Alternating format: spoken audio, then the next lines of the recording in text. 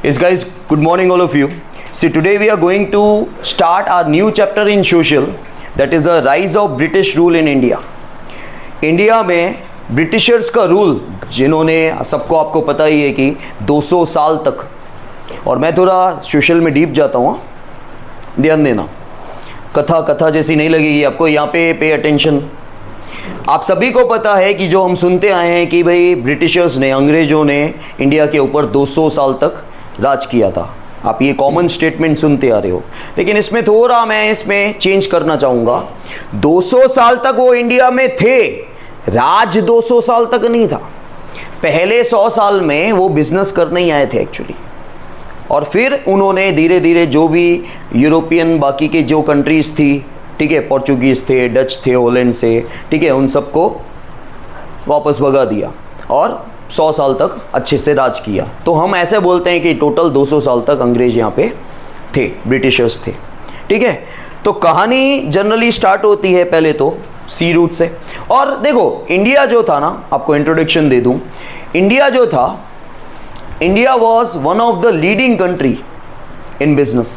Leading मतलब top पे, ठीक है। खास करके यहाँ के मसाले, जो स्पाइसेस बोलते हैं हम लोग, ठीक है। जैसे तुम लोग जो स्पाइसेस बोलते हो, जैसे तुम लोग मंचूरियन वगैरह खाते हो या चाइनीज़ खाते हो, तुम बोलते हो सर भैया स्पाइसी बनाना।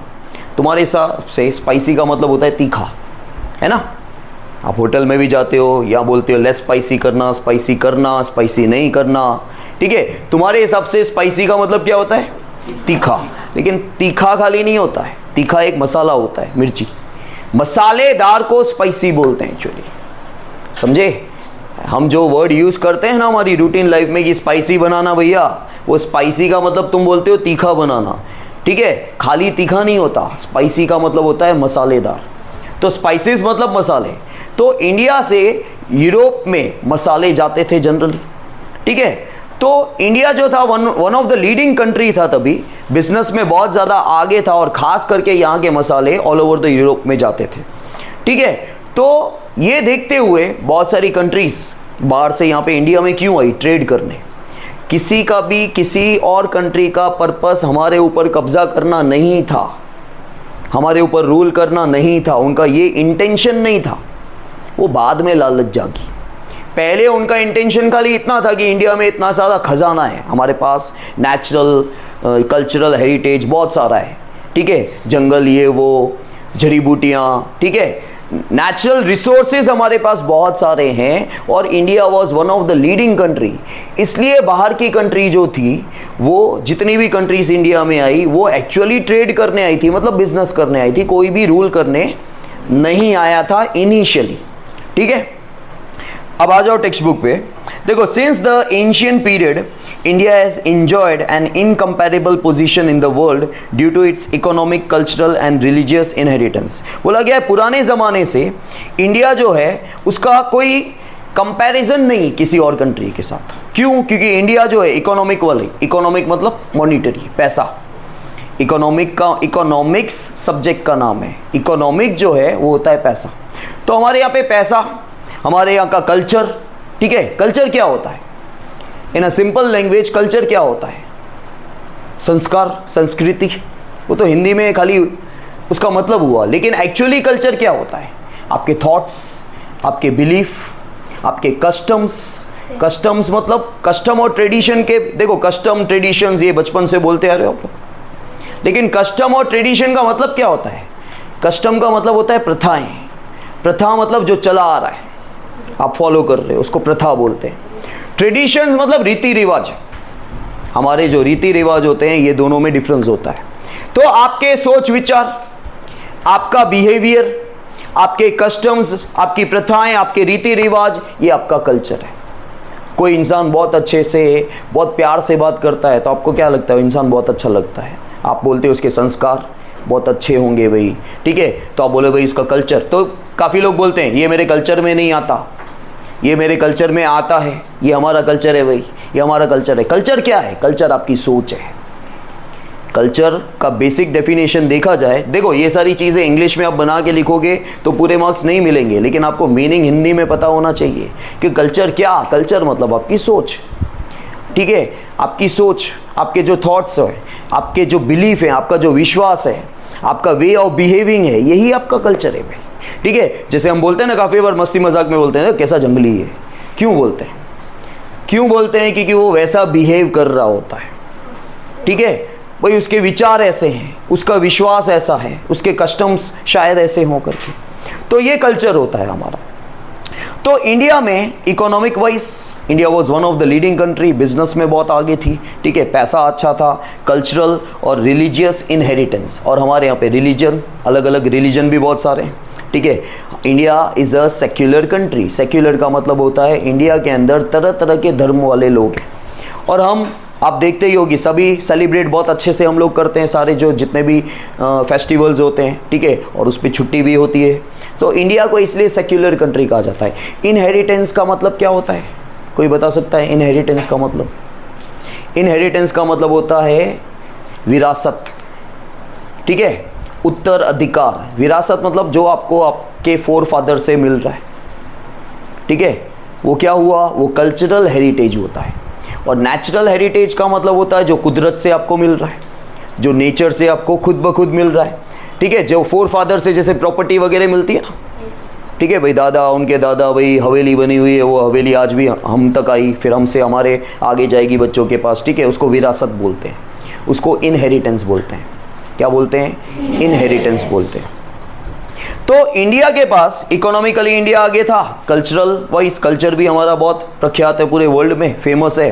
ठीक है, और साथ ही साथ हमारे यहाँ के रिलीजन्स भी भाई, हम मिलजुल के तरह तरह के रिलीजन हमारे यहाँ पे हैं। Due to the economic prosperity and cultural inheritance, people from different nations of the world came to India. हमारे कल्चर की वजह से और हमारे पास पैसा, खजाना बहुत था भाई। ठीक है, इसलिए अलग अलग कंट्रीज इंडिया में आने की कोशिश करती थी। There was a lot of demand for the Indian spices, muslin, silk cloth, indigo, etc. in the European countries. European countries में इंडिया के मसाले, ठीक है, खास करके इंडिया के मसाले, मसलिन एंड सिल्क। मसलिन भी सिल्क ही होता है। ठीक है, मसलिन जो है वो सिल्क का दूसरा नाम है। एक वेराइटी आती है सिल्क की। सिल्क पता है ना, सिल्क की साड़ियाँ आती है जो, ठीक है, साउथ में ज़्यादातर पहनते हैं करके सिल्क की साड़ियाँ, वैसे ही मसलिन होता है। और इंडिगो क्या है? एक ब्लू कलर है।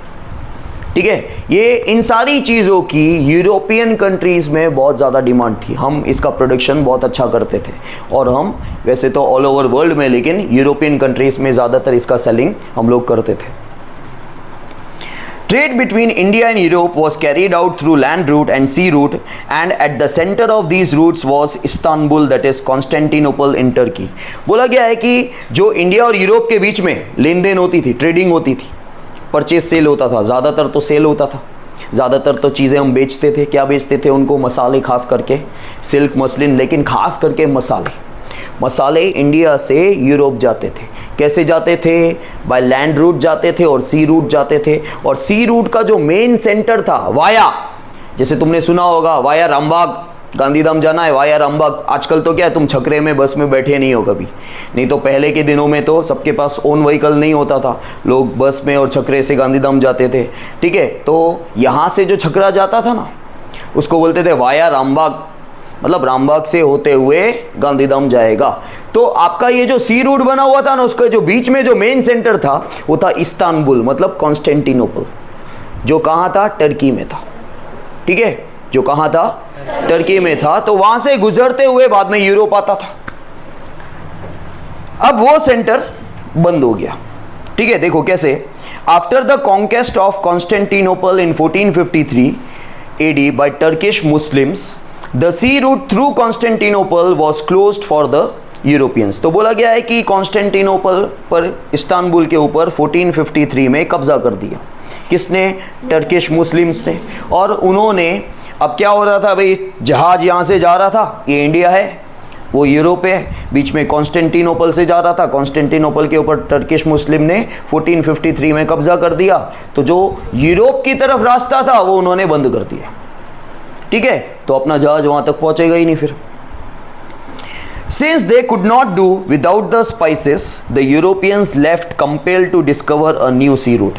अब क्योंकि मसालों के बिना उनका चलता नहीं था यूरोपियंस का, तो यूरोपियंस जितने भी लीडर्स थे या जो एक्सपर्ट्स थे, उन्होंने ट्राई किया कि नया रास्ता ढूंढे भाई, ठीक है, जो हम तक पहुंचे, क्योंकि मसालों के बिना तो चल नहीं रहा है, मसाले तो चाहिए भाई। So an era of geographical discoveries began. अब रास्ते खोजने की का एरा चला। एरा मतलब पीरियड, एरा का मतलब होता है उस पीरियड में ज़्यादातर यही चल रहा था कि हम नया रास्ता खोजें कि कैसे इंडिया से लेके यूरोप तक मसाले पहुंच सके। Now discovery of sea route to India, ठीक है, जो हमने देखा अलग अलग चीज़ें, कैसे अमेरिका निकला, वेस्ट इंडीज़ निकला, फिर जाके इंडिया आया, ठीक है।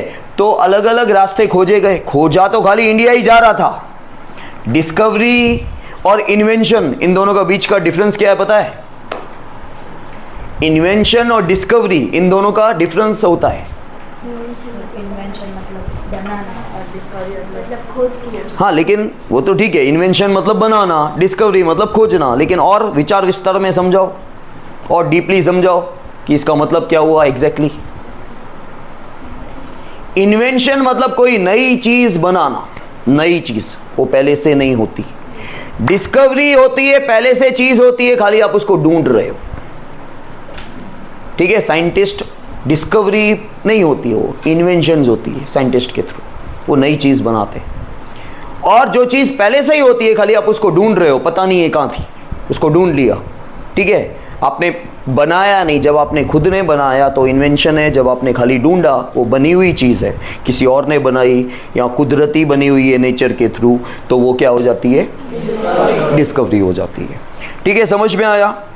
तो यहाँ पर क्या बोला गया है कि with the inspiration, encouragement and economic help from the Portuguese king Prince Henry, तो बोला गया है पोर्चुगीज किंग जो थे प्रिंस हेनरी, उनसे इंस्पायर होके, उनसे एंकरेज होकर, ठीक है, और उनकी मदद से, उनकी पैसों की मदद से, ठीक है, इकोनॉमिक हेल्प से, some brave people began efforts to discover new sea route, ठीक है। तो पोर्चुगीज के जो किंग थे प्रिंस हेनरी, उनकी मदद से, उनके एंकरेजमेंट से जो कुछ बहादुर लोग थे उन्होंने स्टार्ट किया कि चलो, क्योंकि रास्ता खोजना भाई, यहाँ से आदिपुर से गांधीधाम जाना इतना रास्ता नहीं है कि तुमने रास्ता खोज लिया, और वो भी समुंदर के थ्रू रास्ता खोजना, ठीक है, बहुत मुश्किल बात होती है, ठीक है। एक आधे महीने में या कुछ दिनों में या कुछ घंटों में नहीं हो जाने वाला है। तो इसलिए बोला गया है कि कुछ बहादुर लोगों ने ट्राई किया, एफर्ट्स पुटअप किए। Many great men tried to discover sea route to India, name Bartholomew Dias, who discovered the Cape of Good Hope.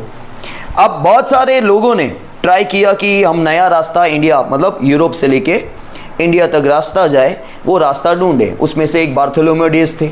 अब उनको ढूंढना क्या था? इंडिया का रास्ता। उनको क्या मिल गया? उनको मिल गया Cape of Good Hope. Cape of Good Hope ये कहाँ है? ये साउथ अफ्रीका में है। कहाँ है?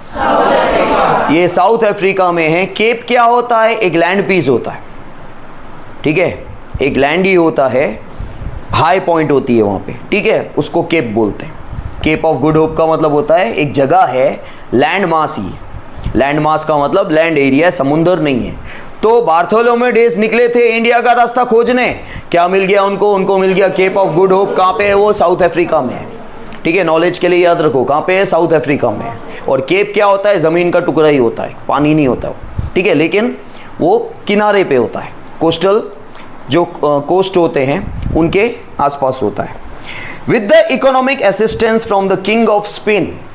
अब किंग ऑफ स्पेन, ठीक है, स्पेन का जो राजा थे, उनकी हेल्प से Christopher Columbus began his adventure of discovering a new sea route in 1492, which again came to stop at an island presently known as West Indies, situated in the Atlantic Ocean. अब Spain के king की help से, जो Spain के king थे उनकी help से Christopher Columbus जो थे उन्होंने एक नया रास्ता ढूंढा, और फिर 1492 में वो एक आइलैंड पे आके रुके।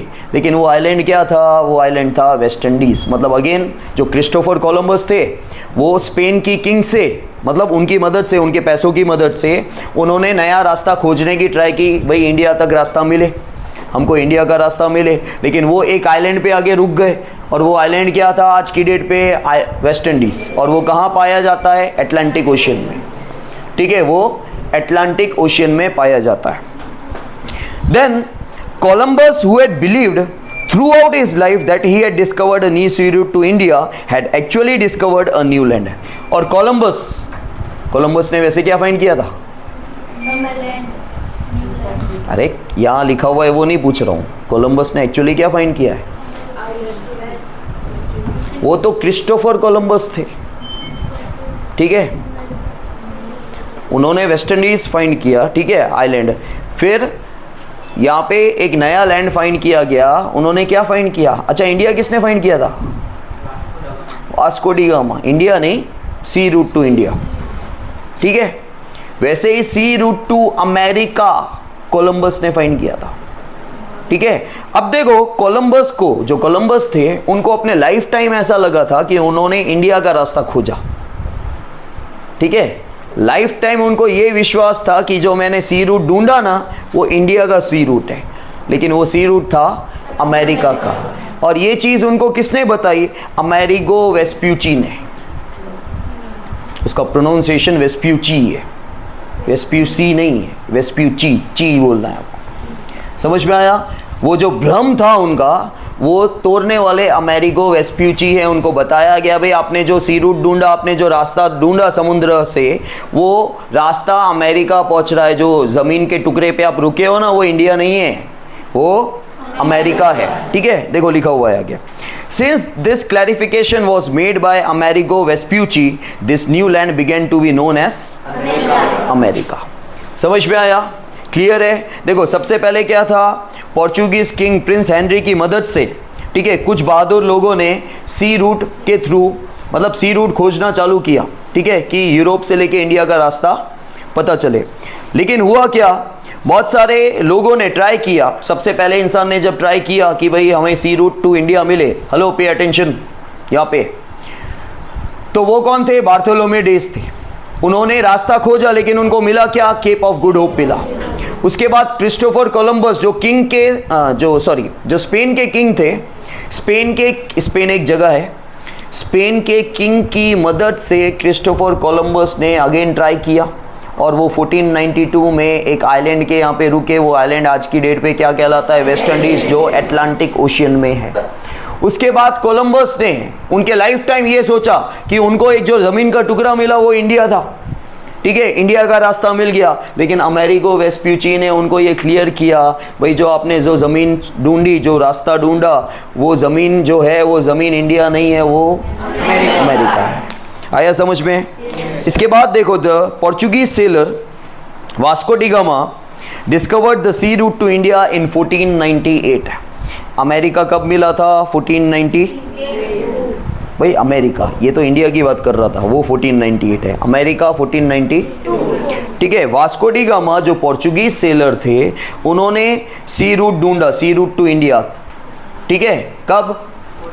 इंडिया 1498 में नहीं बना, अमेरिका 1492 में नहीं बना, वहाँ का रास्ता खोजा गया अमेरिका तक का, ठीक है। इंडिया का रास्ता खोजा गया, पहले भी रास्ता था, लेकिन वो कॉन्स्टेंटिनोपल ने, टर्किश मुस्लिम ने कॉन्स्टेंटिनोपल वाला जो मेन सेंटर था, ठीक है। अब जैसे सपोज तुम यहाँ से गांधीधाम जा रहे हो, ये जेवियर्स का जो ये कोना है, कॉर्नर है, वहाँ पे बैरिकेड लगा दिए, तुम यहाँ से नहीं जा सकते। तो रास्ता तो था ही, रास्ता तुम्हें पता भी था, लेकिन वो रास्ता हमेशा के लिए आपके लिए बंद हो गया। तो कॉन्स्टेंटिनोपल समुंदर के अंदर एक सेंटर, जो इस्तांबुल है, वो एक सेंटर था। कॉन्स्टेंटिनोपल बोलो या इस्तांबुल बोलो, टर्की के अंदर, वो वहाँ से ही जहाज़ जाना था, ठीक है, वहाँ से ही जहाज़ जाना था। तो क्या हुआ? वो रास्ता बंद कर दिया गया। तो अब क्या हुआ कि जो पोर्चुगीज़ थे, जो यूरोपियंस थे, उनको मसालों के बिना नहीं चल रहा था, उनको स्पाइसेस चाहिए ही चाहिए थे। तो उन्होंने क्या बोला, भाई स्पाइसेस के बिना तो चलेगा नहीं, तो चलो नया रास्ता ढूंढा जाता है। और बाद में ये सारी डिस्कवरी चालू हुई। तो फिर हमें डिस्कवरी के वक्त क्या क्या मिला? केप ऑफ गुड होप मिला सबसे पहले, वेस्ट इंडीज़ मिला, अमेरिका मिला। फिर जाके जो पोर्चुगीज़ सेलर हमारे वास्को डी गामा हैं, उन्होंने 1498 में रास्ता ढूंढा इंडिया तक का।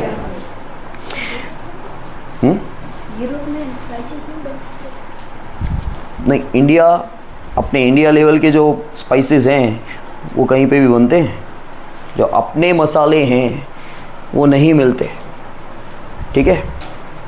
और देख बेटा, इंडिया में ही हर तरह की ज़मीन, क्लाइमेट, पानी, नमकीन पानी, प्योर वाटर, ठीक है, सलाइन वाटर, फ्रेश वाटर, सब अलग अलग है। हर जगह इंडिया के अंदर ही एक जैसा सब्जी उगती है क्या? फल फ्रूट, एप्पल यहाँ पे उगते हैं अपने यहाँ पे, गुजरात में एप्पल होते हैं, कहाँ होते हैं? कश्मीर में होते हैं, ठीक है। ऑरेंजेस ज़्यादातर कहाँ पाए जाते हैं पता है? नागपुर में। ऑरेंजेस जो होते हैं संतरे, ठीक है, वो नागपुर में फेमस है। एप्पल कहाँ ग्रो होते हैं? वहीं होते हैं। अपने यहाँ पे क्या होती है? खजूर होती है। अपने जैसे आम, जैसे खिरोई के आम, ठीक है, आगे अंजार के आगे दूर आता है खिरोई, ठीक है। खिरोई के जो आम होते हैं, जूनागढ़ या जामनगर के जो आम होते हैं, वो ऑल ओवर वर्ल्ड में एक्सपोर्ट होते हैं। वो एक्सपोर्ट क्वालिटी होती है, सुपर आम होते हैं, ठीक है, वो एक्सपोर्ट होते हैं। और काफ़ी बार तो अपने को ही नहीं मिलते, कच्छ के कच्छ में ही नहीं मिलते। वो तो जिनकी जान पहचान है वो वहाँ से जाके फार्म से लेके आते हैं, नहीं तो वो सारे के सारे बाहर वाले खा रहे हैं, क्योंकि वहाँ से अपने को पैसा ज़्यादा आता है, एक्सपोर्ट करेंगे तो ज़्यादा। कच्छ का नमक, ठीक है, बाहर जब स्नोफॉल वगैरह होता है ना, बहुत ज़्यादा स्नोफॉल होता है, स्नो को पिघलाने के लिए नमक यूज़ होता है। आप बर्फ़ के ऊपर नमक वगैरह डालोगे जल्दी पिघल जाएगी करके, ठीक है। तो ये क्या है कि एक्सपोर्ट क्वालिटी है सारी की सारी चीज़ें। तो हर जगह प्रोडक्शन एक जैसा नहीं होता। मैं यहाँ से साउथ में चला जाता हूँ जैसे, तो साउथ में कुछ ऐसी सब्जियाँ हैं जो गुजरात में नहीं होती। गुजरात में ऐसी सब्जियाँ हैं जो साउथ में आपको, सारी नहीं, जैसे आलू है, प्याज है, टमाटर है, ये कॉमन चीज़ है, ये हर जगह पाया जाता है, ज़्यादातर हर जगह पाया जाता है। और पहले ये भी सीजनल होते थे, काफ़ी सारी सब्जियाँ सीजनल होती थी, फ्रूट होती थी। अब क्या होता है? थ्रू आउट द ईयर मिलता है आपको, ठीक है, क्योंकि अब हाइब्रिड वेराइटी ऑफ सीड्स आ गए। हाइब्रिड मतलब मिक्स्ड सीड्स, जिसका प्रोडक्शन ज़्यादा होता है, अच्छा होता है। समझ में आया? सो व्हेन ही रीच्ड, अब वास्को डी गामा जो पोर्चुगीज सेलर थे, उन्होंने डिस्कवर किया sea route to India in 1498 AD। Now when he reach Calicut in the western coast of India, with the help of Indian sailor, he was welcomed by then King Zamorin and allowed to carry out business there।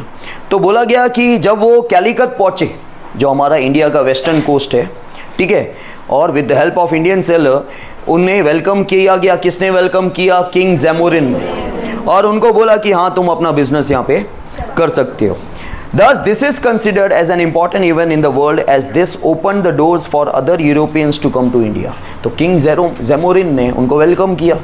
ये एक नई शुरुआत थी, नया deal था, ठीक है, एक नया डील था, हाथ मिलाया गया कि हाँ आओ आप हमारे यहाँ पे बिजनेस कर सकते हो। तो ये क्या था? एक नई शुरुआत थी और यूरोपियन पीपल्स के लिए एक एंट्री खुल गई, एक गेट खुल गया कि बाकी के लोग भी अंदर आ सकते हैं करके, ठीक है। Now arrival of Europeans to India. अब धीरे धीरे यूरोपियन कंट्री के अलग अलग जितने भी थे वो लोग आ रहे थे। Arrival of the British and establishment of the trade centres. अब वो धीरे धीरे अपने बिजनेस के सेंटर्स बना रहे थे, जिसको ट्रेड सेंटर कहा जाता है, कोठी हिंदी में बोलते थे, कोठी। The Portuguese were the first to arrive in India for trade and after the discovery of the sea route to India. ठीक है, जो पोर्चुगीज सेलर थे वास्को डी गामा, वो कैलिकट पहुंचे। फिर with the help of Indian sailor king Zamorin ने उनको इजाज़त दे दी, परमिशन दे दी कि आप अपना बिजनेस कर सकते हो। ये बहुत बड़ा इवेंट था कि एक तरह से यूरोपियन कंट्रीज़ के जो लोग थे, ठीक है, अलग अलग, उनको वेलकम किया जा रहा था। मतलब उनके लिए दरवाजे खुल गए, आके इंडिया में आप अपना बिजनेस कर सकते हो। सबसे पहले कौन आए थे? पोर्चुगीज़।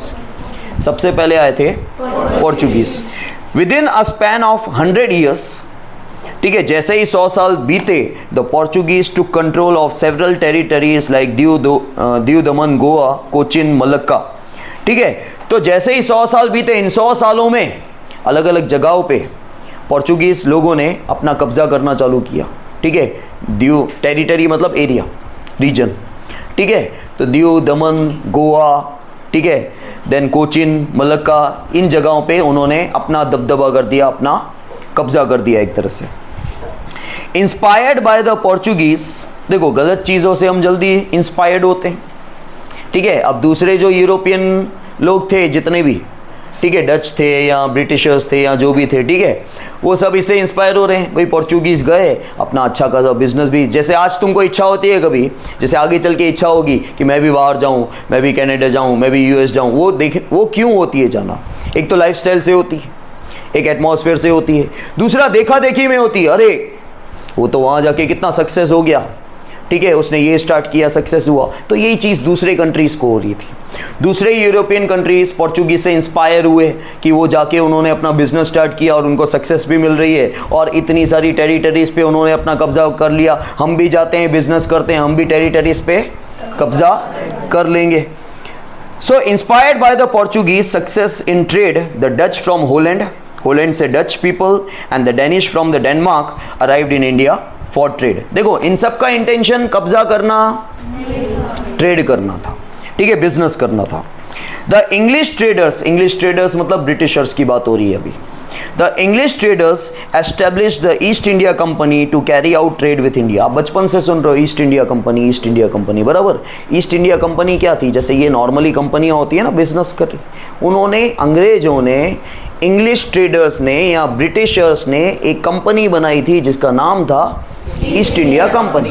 तो वो भी कब्जा करने नहीं आए थे भाई, वो भी आए तो ट्रेड करने ही थे, बिजनेस करने ही थे, ठीक है। The English traders established the East India Company to carry out the trade with India.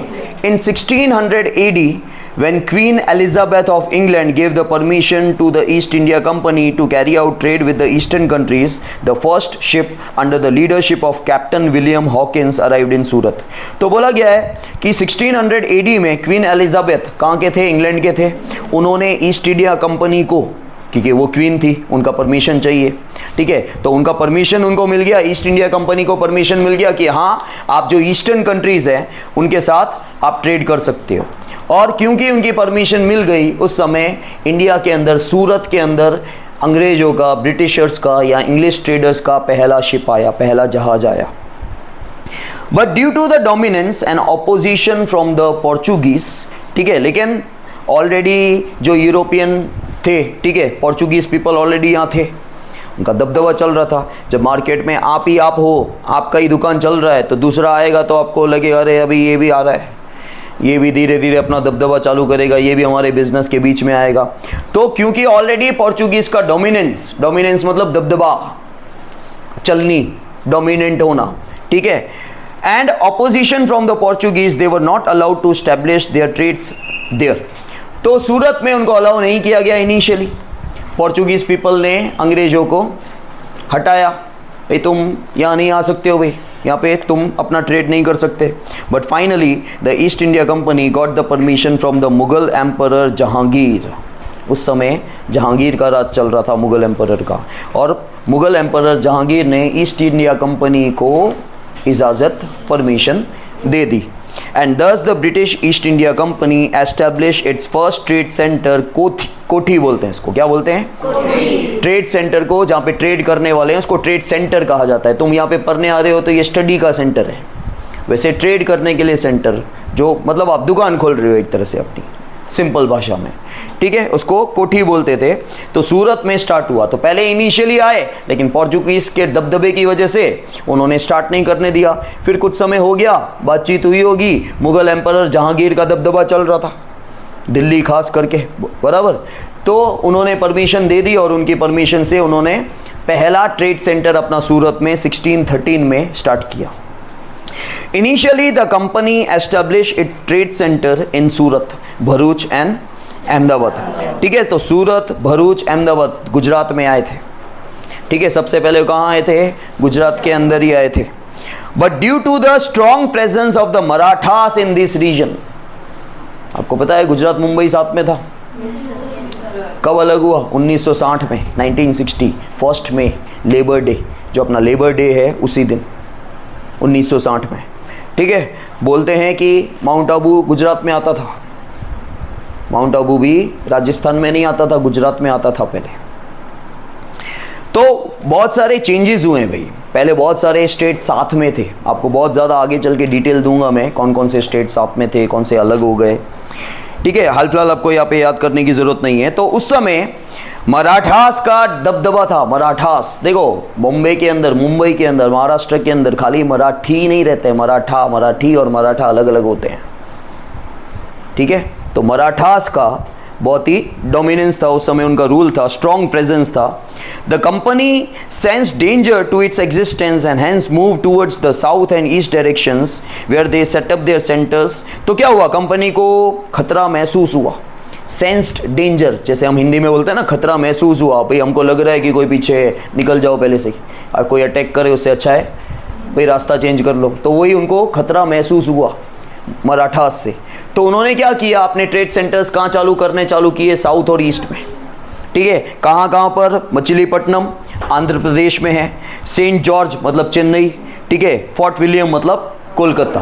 तो उन्होंने कोलकाता में, चेन्नई में, आंध्र प्रदेश में मतलब साउथ और ईस्ट में उन्होंने अपने ट्रेड सेंटर स्टार्ट किए।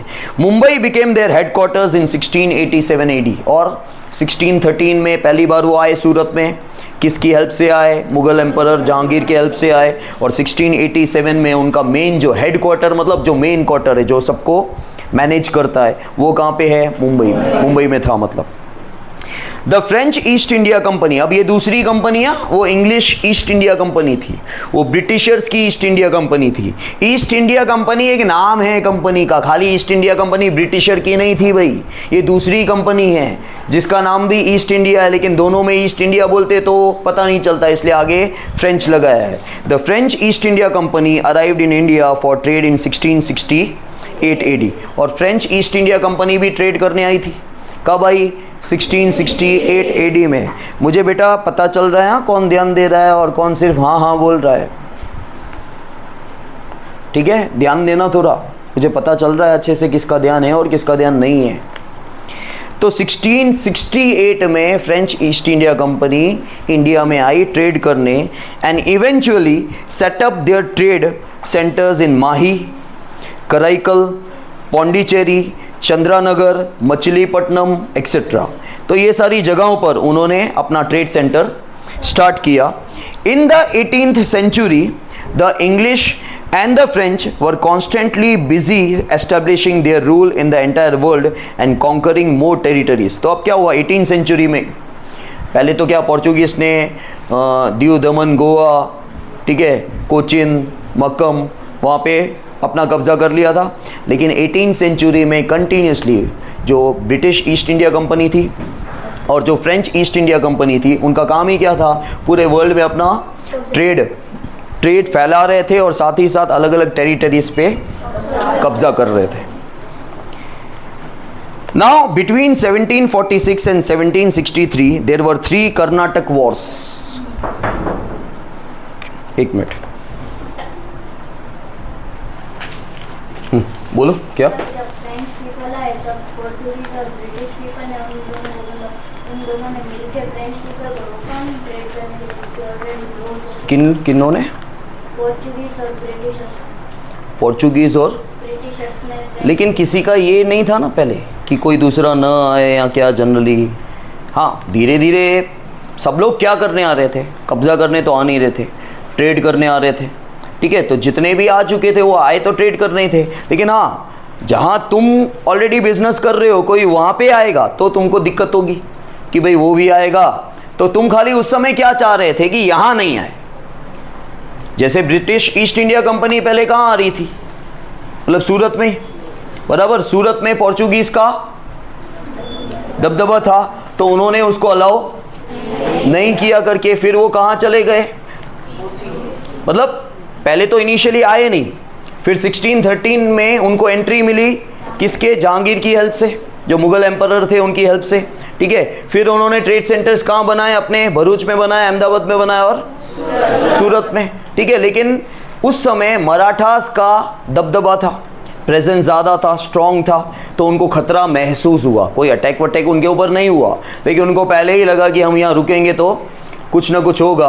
और भाई अभी तक, अब तो मैंने स्टार्ट कर रहा हूँ, मैं दुकान खोल रहा हूँ, उससे पहले ही खतरा आ जाएगा तो मतलब नहीं। मैं एक बार डेवलप हो जाऊँ फिर आए खतरा तो चलो मुझे प्रॉब्लम नहीं है, लेकिन मैं अपना बिजनेस देखूँ कि मैं लड़ाई करूँ, ठीक है। आपका फोकस कहाँ है, आपका फोकस है बिजनेस करने में, आपको अपने आप को डेवलप करना है। तो उस समय अगर कोई खतरा आता है तो आप क्या करोगे, उसको इग्नोर करोगे। एक बार मार्केट में आप किंग बन जाओ फिर बोलोगे आने दे भाई देख लेता हूँ। तो यहाँ पे यही था कि इनिशियली वो फोकस किस पे करेंगे, वो अगर लड़ने झगड़ने में फोकस करेंगे तो उनका बिजनेस कैसे डेवलप होगा भाई। तो वो चुपचाप से कहाँ चले गए, ईस्ट और साउथ में चले गए, ठीक है। अब क्या हुआ, अब यहाँ पे बोला गया है आपकी जो डेट्स थी 1746 और 1763 के बीच में 3 कर्नाटक वॉर्स हुई। किसके बीच में? ब्रिटिश ईस्ट इंडिया कंपनी और फ्रेंच ईस्ट इंडिया कंपनी के बीच में। ठीक है, between 1746 and 1763 there were 3 Karnataka wars between the French East India Company and the British East India Company in India, which the French East India Company lost.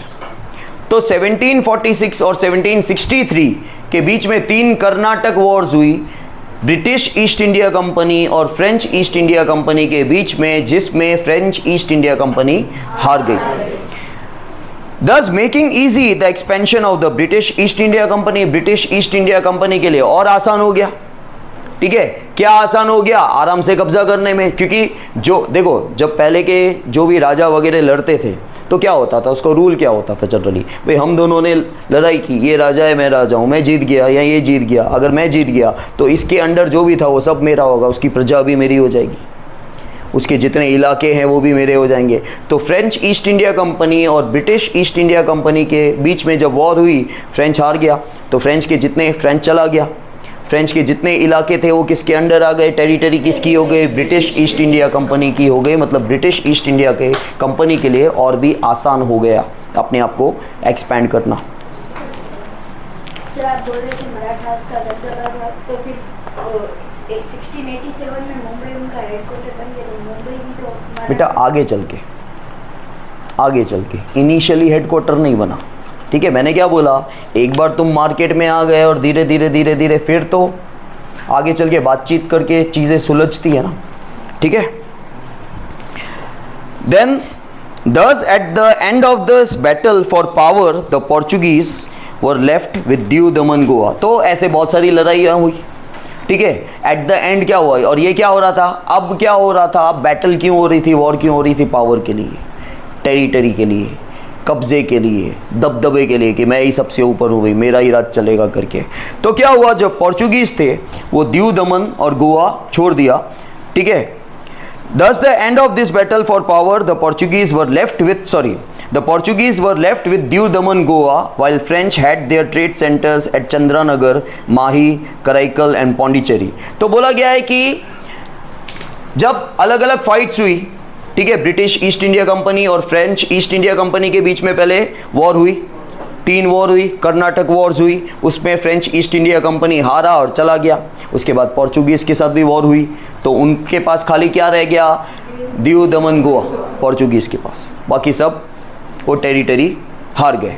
ठीक है, और French के पास क्या रह गया, चंद्रानगर रह गया, माही रह गया, कराईकल रह गया और पौंडीचेरी रह गया। ठीक है, meanwhile the Dutch had to leave forever, और डच भी भाई वॉर हुई होगी या डर के वो भाग गया। अब है battle of Plassey. Yes sir, ये फ्रेंच हार गया तो वापस चला गया था, तो फिर इनकी जो सेंटर्स थे वो भी ब्रिटिश के पास चले गए ना, सर इसमें सब कुछ चला गया उनके पास जो भी था। ठीक है, हम दोनों के बीच में वॉर हुई, तू छोड़ के चला गया तो तेरा घर बार प्रॉपर्टी सब मेरी भाई, सब कुछ मेरा हो जाएगा वैसे ही। ठीक है, अब है तुम्हारा, ये भी आप बचपन से सुन रहे हो, battle of Plassey, battle of Buxar. Plassey और बक्सर है क्या पता है? बैटल तो आपको समझ में आ रहा है, बैटल ऑफ प्लेसी तो समझ रहे हो। बैटल प्लेसी है क्या? जगह है, गांव है। ठीक है, वेस्ट बंगाल से 30 किलोमीटर की दूरी पर एक गांव है, उसको प्लेसी बोला जाता है। और बक्सर भी एक जगह है। समझ में आया? जो बैटल वहाँ पे हुई थी इसलिए उसका नाम बैटल ऑफ प्लेसी रखा गया है, और जो बैटल बक्सर के यहाँ पे हुई थी इसलिए उसको बैटल ऑफ। और ये मस्त स्टोरी है, मज़ा है इसमें, समझ में आपको आ जाएगा। लर्निंग में थोड़ा टाइम लगेगा, लंबा है। ठीक है, अभी तक भी जो भी हमने स्टोरी देखी पूरी आपको अच्छे से समझ में आ गई होगी। बैटल ऑफ प्लेसी और बैटल ऑफ बक्सर बस यहाँ तक ही करना है अपने को आज, और वो ज़्यादा इंटरेस्टिंग है, सुनना अच्छे से। देखो, Sirajuddaulah was ruling over Bengal.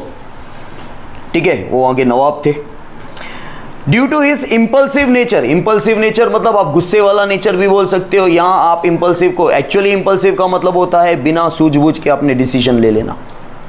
ठीक है, जैसे मैं पहले बहुत इम्पल्सिव होता था, मतलब मैं सोचता नहीं था मारने से पहले, धड़ाम से लगा दी, ये वो जो होगा भाई, ठीक है, तो वो इम्पल्सिव नेचर बोलते हैं, मतलब मैं सोचता नहीं था, बिना सोच के जब आप कोई भी काम कर लेते हो कि उसका नतीजा क्या आएगा, उसको इम्पल्सिव बोलते हैं। तो सिराजुद्दौला बहुत ही इम्पल्सिव थे नेचर में, गुस्से वाले थे, बिना सोच के, और जो गुस्से वाला होता है जनरली वही बिना सोच के, ठीक है, बिना सोच के मतलब भाई जिसमें दिमाग नहीं होता है वो बिना सोच के ऐसा नहीं बोला जाता है। इम्पल्सिव जनरली जो गुस्से वाला होता है, जो ज़्यादा ना सोचे और एक्शन ले ले।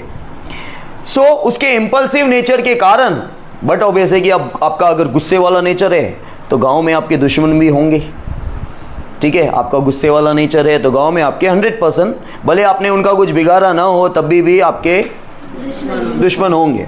सो he had some opponents in his state, तो उसके कुछ ओपोनेंट्स थे, मतलब उसके कुछ एनिमीज थे जो उसके खिलाफ थे, दुश्मन थे। During this period the British East India Company built a fortress around the trade centres in Kolkata on pretext of security reason without taking the permission of the nawab. तो क्या हुआ भाई, अब सिराजुद्दौला का काफ़ी इम्पल्सिव नेचर था, तो उसके खिलाफ भी लोग थे। इस दौरान ब्रिटिश ईस्ट इंडिया कंपनी ने, जो उनका ट्रेड सेंटर था कोलकाता में, तो ट्रेड सेंटर के आसपास उन्होंने किला बना दिया। किला क्या होता है, जैसे आजकल तुम भाई हिस्ट्री के हिसाब से जब घूमने फिरने जाते हो तो बहुत जगह किले होते हैं, वो एक्चुअली किले क्यों बनाए गए थे पता है, प्रोटेक्शन के लिए। और किले का मतलब क्या होता है, फोर्ट, इंग्लिश में फोर्ट्रेस या फोर्ट, ठीक है, वो है क्या, वो ऊंची ऊंची दीवारें हैं, ठीक है, ऊंची ऊंची इतनी दीवारें क्यों बनाई जाती थी भाई, दुश्मन इतना पार करके थोड़ी आएगा अटैक करने के लिए। दरवाजे भी आपने देखे होंगे राजा महाराजा के, कैसे भारी भारी होते, तोड़ना मतलब, ठीक है, तो वो फोर्ट इसलिए बनाए थे। तो इन्होंने, प्रिटेक्स्ट का मतलब होता है बहाना, प्रिटेक्स्ट लिखा हुआ है, लास्ट वर्ड प्रिटेक्स्ट लिखा हुआ है, प्रिटेक्स्ट का मतलब होता है बहाना। तो उन्होंने क्या बहाना दिया ब्रिटिश ईस्ट इंडिया कंपनी ने, उन्होंने बोला सिक्योरिटी रीजन से हमको लग रहा था हम पे अटैक ना हो जाए, लेकिन उन्होंने नवाब की परमिशन नहीं ली थी, बिना परमिशन के उन्होंने फोर्ट्रेस बना दिया। बट ऑब्वियस है कि भाई जिसका राजा जो है, जो नवाब है, उनकी जिसका दबदबा चल रहा है, उनकी परमिशन नहीं, मतलब वही सरकार था एक, इस समय गवर्नमेंट वही थे भाई, एक तरह से नवाब जो थे उनका दबदबा चलता था, तो उनकी परमिशन के बिना कुछ नहीं होना है भाई, उनकी परमिशन के बिना इन्होंने ये काम कर दिया। बहाना क्या दिया, सिक्योरिटी रीज़न, भाई हमको ऐसा लग रहा था भाई प्रोटेक्शन के लिए, भाई हमको हमारे ऊपर कोई अटैक ना करते। So but Nawab Sirajuddaulah destroyed the fortress, but obvious है नवाब के बिना परमिशन के वो नवाब ने तुड़वा दिया, ठीक है, अब तुड़वा दिया तो उनको भी ये चीज़ अच्छी नहीं लगेगी ब्रिटिश ईस्ट इंडिया कंपनी को। When this news reach Madras, Chennai में भी था ना, साउथ और ईस्ट में ब्रिटिश ईस्ट इंडिया कंपनी ने अपने सेंटर्स बनाए थे। जैसे ये न्यूज़ चेन्नई तक पहुंची, मद्रास तक पहुंची, पहले मद्रास बोलते थे, अभी चेन्नई नाम है, ठीक है, चेन्नई तक पहुंची, वहाँ से एक छोटी सी सेना आ गई, जिसके जो चीफ सेनापति थे रॉबर्ट क्लाइव, ठीक है, जो मेन सेनापति थे उस टीम के ब्रिटिश ईस्ट इंडिया कंपनी की का एक ग्रुप चेन्नई में भी था। चेन्नई में न्यूज़ पहुंची, भाई ये किला तोड़ दिया, ये फोर्ट तोड़ दिया, किसने तोड़ दिया, भाई नवाब ने तोड़ दिया, वो अपनी सेना लेके आ गए, ठीक है। तो यहाँ पे क्या हुआ, when this news reach to Chennai, a small army of the company की आर्मी मतलब लोग आ गए, लेड बाय रॉबर्ट, मतलब रॉबर्ट क्लाइव उनके सेनापति थे, ठीक है, क्या they reach Bengal in order to help the Kolkata trade centre. तो कोलकाता ट्रेड सेंटर जो था, वो पूरी जो आर्मी थी, ग्रुप ऑफ पीपल थे ब्रिटिश ईस्ट इंडिया कंपनी के, वो कहाँ आए, बंगाल में आए, प्रोटेक्ट करने, लड़ने के लिए, साथ देने के लिए। In spite of the army of the East India company being strong, they realised that it was not easy to defeat the Nawab's army. जबकि ईस्ट इंडिया कंपनी की आर्मी स्ट्रॉन्ग थी, लेकिन उनको एक एहसास तो था ही कि नवाब को हराना भाई आसान काम नहीं है, ठीक है, हमारे में भले दम है, हमारी आर्मी भी दमदार है, लेकिन उसके बाद भी नवाब को हराना आसान बात नहीं है भाई, ठीक है। So Robert Clive resorted to treachery मतलब धोखाधड़ी, धोखा करना। तो रॉबर्ट क्लाइव के दिमाग में आया कि चलो एक प्लान करते हैं, स्ट्रेटेजी खेलते हैं, ठीक है, धोखाधड़ी करते हैं। सो अ कॉन्स्पिरेसी मतलब प्लान, एक कॉन्स्पिरेसी षड्यंत्र रचा गया, was planned in order to defeat the nawab. तो नवाब को हराने के लिए, क्योंकि नवाब को सीधे सीधे लड़के हरा नहीं सकेंगे, उनको भले उनको पता था कि हम में दम तो है, लेकिन भाई नवाब को हम फिर भी नहीं हरा सकेंगे, तो चलो एक कॉन्स्पिरेसी प्लान की, ठीक है, in which the nawab's commander in chief, जो नवाब के कमांडर थे मेन, ठीक है, रॉबर्ट क्लाइव कौन थे, मेन पर्सन थे ब्रिटिश ईस्ट इंडिया कंपनी के, जो चेन्नई से आए थे, और नवाब की आर्मी जो थी उनके जो मेन कमांडर थे, जो चीफ कमांडर थे, चीफ कमांडर बोलते हैं उसको, वो थे मीर जाफर, ठीक है, मीर जाफर थे, एंड सेठ अमीचंद वर कोक्स टू ज्वाइन। तो जो नवाब की जो आर्मी थी, उनके जो मेन कमांडर चीफ थे, ठीक है, जो चीफ कमांडर थे मीर जाफर और सेठ अमीचंद, उनको कोक्स मतलब उनको फोर्स किया गया ज्वाइन करने के लिए, उनको लालच दी गई, फोर्स किया गया ज्वाइन करने के लिए, भाई तुम हमारी तरफ आ जाओ, तुम हो उसी तरफ। अब क्या होगा, मेरी आर्मी आई खुखार आर्मी है, तुम्हारी आर्मी भी खुखार है, लेकिन तुम्हारी आर्मी का जो मेन बंदा है ना, वो तुम्हारी तरफ से ही लड़ रहा है, लेकिन वो है मेरी तरफ। ये प्लान था, उसको धोखेधड़ी से हमने अपनी तरफ खींच लिया था, ठीक है, जैसे पिक्चरों में देखते हो ना, पुलिस का कोई आदमी गुंडों के बीच में काम कर रहा है, बराबर, तो ये वही हुआ, उसका आदमी मेरी तरफ हो चुका है, उसका जो मेन पर्सन था, जो चीफ कमांडर था मीर जाफिर, वो मेरी तरफ हो गया है, लेकिन लड़ तो उसकी तरफ रहा है, लेकिन वो इस तरह लड़ रहा है दिखाने के लिए। तो क्या हुआ, आधे दिन में ही बैटल खत्म हो गया और नवाब हार गया इनकी वजह से। लेकिन भाई जिसने धोखाधड़ी की और लालच दी, वो तो किसी का नहीं होता। तो ब्रिटिश ईस्ट इंडिया कंपनी ने आगे चल के क्या किया, मीर जाफिर को हाल फिलहाल नवाब बना दिया वहाँ का, ठीक है, लेकिन फिर मीर जाफिर जो है बहुत ईमानदारी से काम कर रहा था भाई, ठीक है, तो उसको हटा के मीर कासिम को लेके आए। फिर मीर कासिम भी ज़्यादा इम्पल्सिव था, उसको फिर हटा के मीर जाफिर को लेके आए। ये लिखा हुआ है आगे देखो। So on the pretext that the Nawab is unnecessarily harassing the people, a war was declared at a ground near a village named Plessy। तो ये क्या लिखा हुआ है लास्ट में, ये लिखा हुआ है कि मीर जाफिर को, देखो British East India Company, Mir Jafar वैसे ऑनेस्ट थे, उनको अपनी तरफ किया तो कुछ तो भड़काया होगा ना उसको, ऐसे ही थोड़ी आ जाएगा, वो मेन कमांडर था भाई, वो हमारी तरफ कैसे आ जाएगा, ब्रिटिश ईस्ट इंडिया कंपनी की तरफ कैसे आएगा। तो उसको ये समझाया गया मीर जाफिर को, भाई जो तुम्हारा नवाब है सिराजुद्दौला जो हैं, वो लोगों को डराते हैं, धमकाते हैं, हैरेसिंग मतलब धमकाना, ठीक है, ये समझा के उसको बहका दिया और उसको अपनी तरफ कर दिया, और बाद में बैटल स्टार्ट हुआ, ठीक है। एक विलेज है जिसका नाम है प्लेसी, उसके पास में एक ग्राउंड था, वहाँ पे ये बैटल स्टार्ट हुआ। तो बैटल ऑफ प्लेसी फॉर्ट कब हुआ था, 23 जून 1757 में, ठीक है।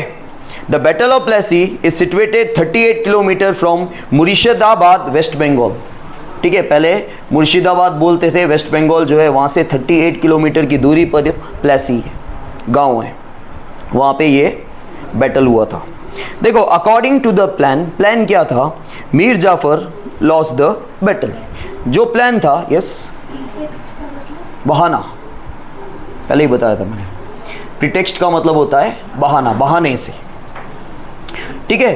तो अकॉर्डिंग टू द प्लान, जो प्लान बना था उसके तहत, उसके अकॉर्डिंग मीर जाफिर हार गए, मेन कमांडर हार गए, तो प्रजा वैसे ही नीचे झुक जाती है, ठीक है।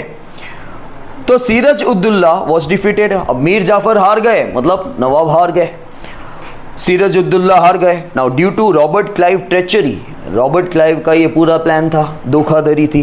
The battle of Plassey ended in just half a day, आधे दिन में ही बैटल ऑफ प्लेसी ख़त्म हो गया। मतलब प्लेसी पे जो बैटल हुआ था ब्रिटिश ईस्ट इंडिया कंपनी और नवाब के बीच में, आधे दिन में ख़त्म हो गया। क्यों? क्योंकि मीर जाफिर ने घुटने टेक दी, ठीक है।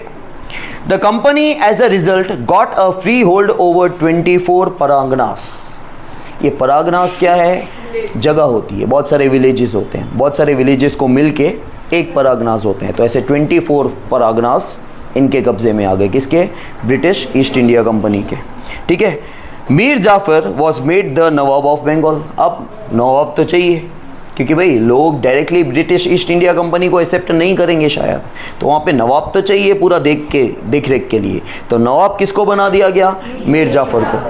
The foundation of the company's rule in India was laid with the battle of Plassey in 1757। और यहाँ पे ब्रिटिश ईस्ट इंडिया कंपनी की नींव बोलते हैं ना, एक तरह से फाउंडेशन, वही वहाँ से उनका धीरे धीरे राज चालू होने लगा, क्योंकि पहली बार में ही उनका जो प्लान था वो कामयाब गया, सक्सेस गया कि उन्होंने नवाब को हरा। क्योंकि देखो नवाब को हराना आसान नहीं था, लेकिन नवाब के बंदे को ही अपनी तरफ कर दिया।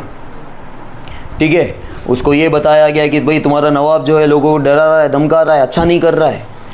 अगर वो हार जाएगा और तुम नवाब बन जाओगे तो तुम अच्छे से लोगों को देख सकते हो।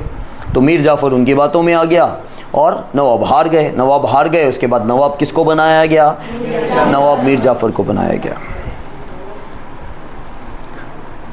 ठीक है, नाउ बैटल ऑफ बक्सर। अब बैटल ऑफ बक्सर में यही बताया गया है कि मीर जाफ़र को हटा के मीर कासिम को लाया गया। यस सर, आपने बोला कि फिर मीर जाफर को बनाया, तो सर वो पब्लिक ने बनाया कि ईस्ट इंडिया कंपनी? इन्होंने। पब्लिक एक्सेप्ट करनी चाहिए खाली। ठीक है, now battle of Buxar, the Britishers made Mir Jafar the Nawab of Bengal and under different pretext tried to extract plenty of wealth from him। तो बोला गया नवाब, यहाँ पे मीर जाफ़र को नवाब बना दिया गया और अलग अलग बहाने से मीर जाफ़र से वो पैसा निकलवा रहे थे, अलग अलग रीजंस देके। ठीक है, due to their greed to gain more powers the East India Company managed to dethrone Mir Jafar and made Mir Qasim the Nawab of Bengal। तो बोला गया है due to their greed to gain more power. अब उनको लगा कि हमें और ज़्यादा पावर चाहिए, लालच की वजह से, ब्रिटिश ईस्ट इंडिया कंपनी की लालच की वजह से, और उनको और भी पावर चाहिए था। तो उन्होंने क्या किया, मीर जाफ़र को हटाकर मीर कासिम को अपॉइंट कर दिया as a Nawab of Bengal. Now Mir Qasim proved to be more ambitious than Mir Jafar and thus became a threat for the company। Mir Qasim अपने काम को लेके ज़्यादा ही एम्बिशियस थे। ठीक है, तो वो तो एक तरह से कंपनी के लिए, कंपनी मतलब ब्रिटिश ईस्ट इंडिया कंपनी के लिए खतरा बन गए, धमकी बन गए। ठीक है, थ्रेट का मतलब होता है धमकी, मतलब एक तरह से उनको ऐसा लगा, खतरा लगने लगा कि भाई ये तो बहुत ज़्यादा एम्बिशियस है। फिर क्या हुआ, hence Mir Qasim was removed, Mir Qasim को हटा दिया गया and Mir Jafar was again made the nawab, फिर से मीर जाफ़र को नवाब बना दिया गया। नाउ मीर कासिम, अब क्या हुआ, बट ऑब्वियस है कि सब मीर जाफ़र जैसे नहीं होंगे। मीर जाफ़र को हटाया, एक तरह से उसकी इंसल्ट हुई, फिर से उसको रखा, वो आ भी गए। लेकिन मीर कासिम ऐसे नहीं थे भाई, उन्होंने किसकी शरण ली, किसके पास गए? शरण मतलब टुक रेफ्यूज, मतलब जैसे हम हिंदी में बोलते हैं किसके शरण में गए, किसके पास गए? नवाब ऑफ अवध के। ठीक है, नवाब ऑफ अवध के नवाब के पास गए और वहां पर उसी समय कौन पहुंचे? Mughal emperor Shah Alam had come to. तो मीर कासिम जो थे वो किसके पास गए? नवाब ऑफ अवध के पास। और उसी समय मुगल एम्परर शाह आलम, मतलब अब ये तीन जने ज्वाइंट हो गए, यूनाइटेड आर्मी हुई और ये लड़ने गए किससे? ब्रिटिश ईस्ट इंडिया कंपनी से, लेकिन हार गए। ठीक है, ऐसा लिखा हुआ है देखो। So all three of them decided to join hands and fight the company unitedly and thus declared a war. उन्होंने वॉर डिक्लेयर कर दिया। एट बक्सर, बक्सर अगेन एक प्लेस है, the East India company fought against the united army. ठीक है, बक्सर पे मतलब उस प्लेस पे ब्रिटिश ईस्ट इंडिया कंपनी ने इस यूनाइटेड आर्मी, जो तीन लोगों की आर्मी थी, कौन? मीर कासिम और शाह आलम, मुगल एम्परर जो थे, और नवाब ऑफ अवध, इनकी जो यूनाइटेड आर्मी मतलब इन तीनों की मिक्स आर्मी जो थी, इनसे ब्रिटिश ईस्ट इंडिया कंपनी ने फाइट की। ठीक है, बैटल किया और इनको हरा दिया, in which united army lost. Thus the company got the diwani rights. ठीक है, दीवानी राइट्स मतलब एक तरह से right to collect revenue, tax collect करने का उनको राइट मिला, अधिकार मिला, to Bengal, Bihar and Orissa, BBO। ठीक है, बंगाल, बिहार, उड़ीसा, वहाँ से उनको राइट मिल गया। ठीक है, समझ में आया?